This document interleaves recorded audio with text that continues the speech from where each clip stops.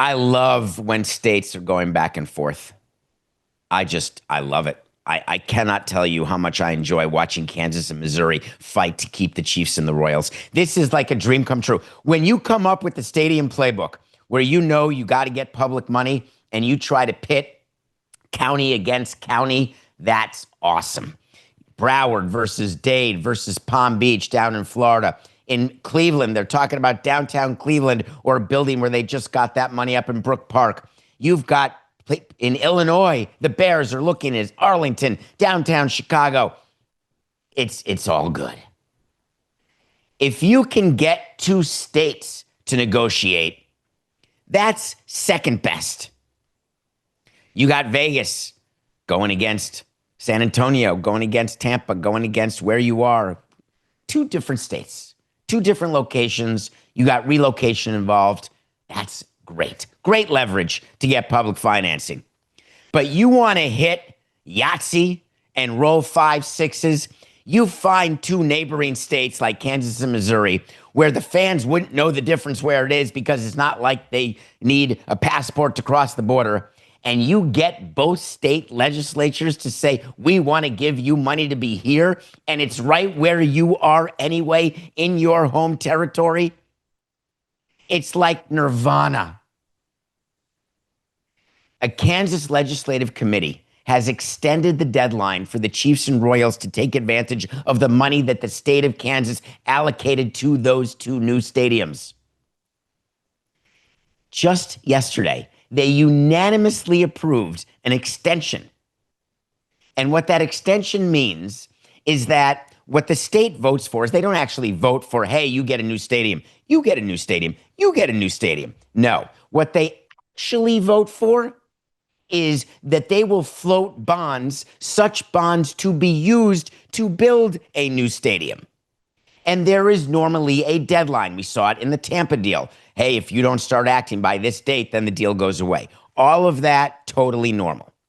So, what they did instead in Kansas is they said, there is a deadline by which to use the bonds or to float the bonds to get the stadium built, but we'll extend it.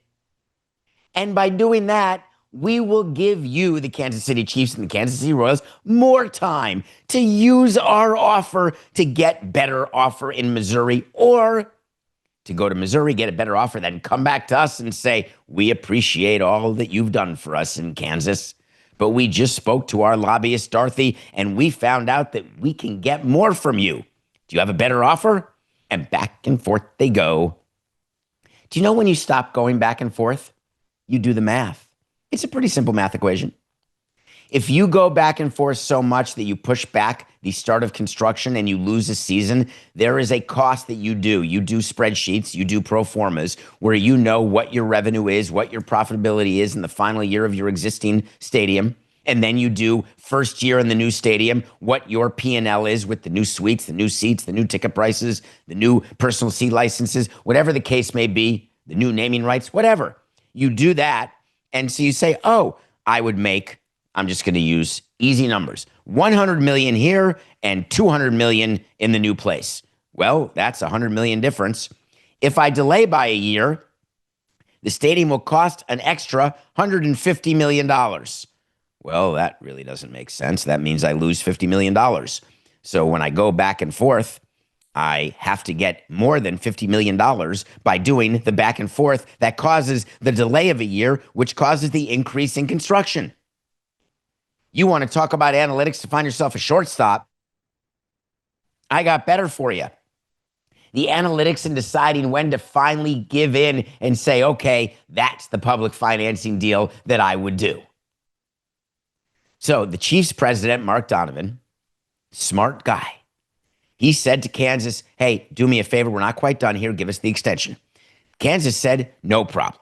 The Kansas City Royals said, do you mind? I don't want to put it in writing, but it would be a darling move if you would extend the date by which the bonds need to be floated in Kansas while we figure out whether or not we're going to stay in Missouri. Meanwhile, the Chiefs are out floating renovation plans for Arrowhead Stadium. The Royals are saying, we're not going to renovate Kauffman. We want to build a new ballpark in Kansas City, Missouri, or in Kansas City, Kansas, but we just need to have a new ballpark because we're ready to get an all-star game and get more revenue. Meanwhile, the state legislature is just around a barrel. What are they going to do? Well, don't tell any owners this, and don't tell your elected officials. But here's one thing you can do. You can set a deadline, and then you can actually enforce the deadline. Oh my God, that sounds insane. Who would ever say that you've got till this date to do something and then not move the date? Pretty much everyone in business.